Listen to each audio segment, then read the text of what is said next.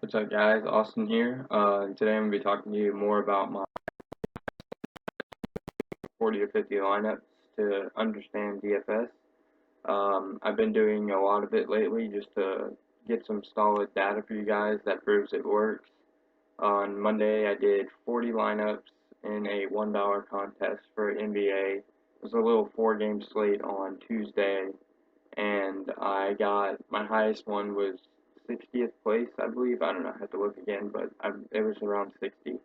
And I wanted to go over another point with you guys about doing the 40 lineups. Besides the fact of it being the learn how to play any sport by doing a bunch of lineups just to learn how to play, another good tip was that it was just the main point was that you need to try. The main point of doing this is to get first place. So by doing this, you allow 40 lineups to do the maximum work. So you really only need one lineup that's going to do really good. So if you have 40 lineups and only one of them does really good, then you don't even need the rest of the lineups. So that's my main goal. So every time I do this, I'm hoping that one of those 40 lineups can get around first or second place. So that's just one of the tips that I think I really forgot to mention about it when I discussed this in the video before. But that is one of the main things, is that you're hoping that one of these 40 lineups just gets up there really high and that you cash from that. So with that said, I'm going to start talking about my lineups from the other day.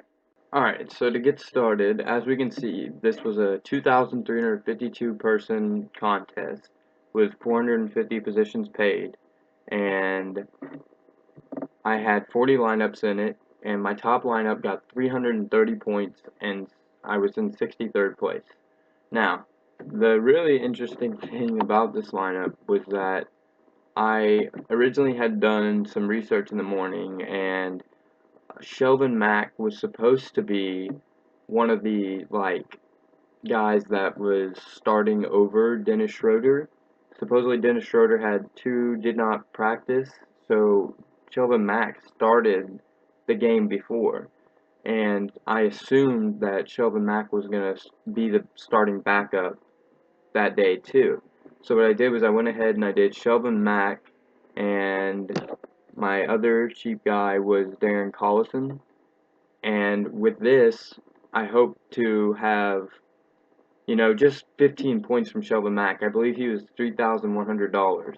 So with Shelvin Mack being $3,100, you really only need like 15 points from him to hit value. And what this allowed me to do was get a guy like DeMarcus Cousins in there, and the main thing about DeMarcus Cousins was he got 73.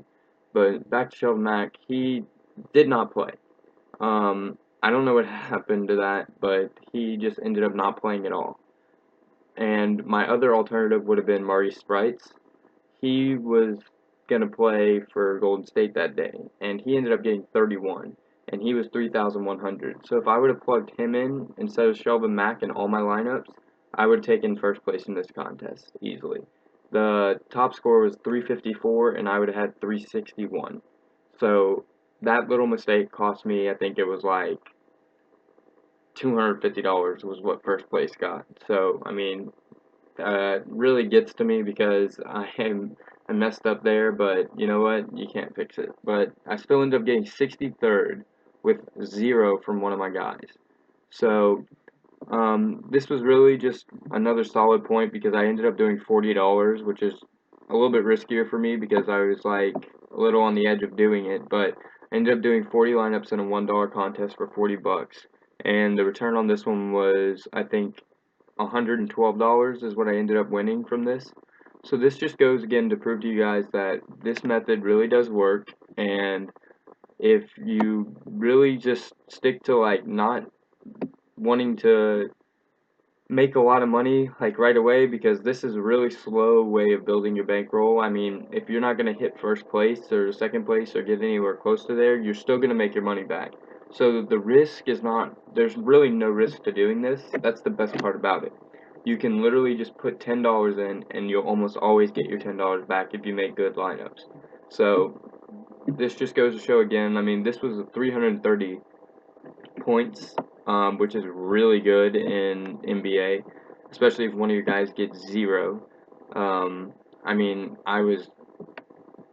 I don't even know what to say because I mean I ended up getting 73 points from DeMarcus Cousins, and then I ended up getting like 55 from Paul Gasol. So 330 points I was very happy with, especially with a guy getting zero. And it's very irritating that I could have gotten first place easily had I put in a different guy for Shelvin Mack.